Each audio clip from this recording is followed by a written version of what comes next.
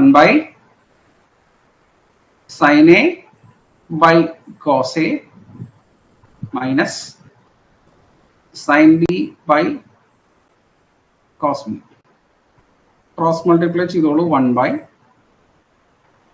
sin A cos B minus cos A sin B divided by cos A cos B. അല്ലേ, ഡിനോമിനേറ്ററിൽ cos A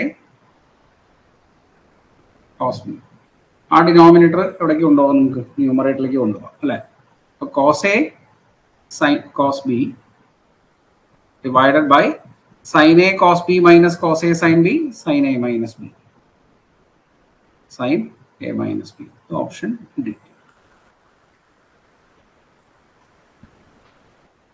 answer കണ്ടുപിടിച്ച ആ ഓപ്ഷനിലേക്ക് എത്തുക എന്നുള്ളതും ഒരു ടാസ്ക് ആണ് കേട്ടോ.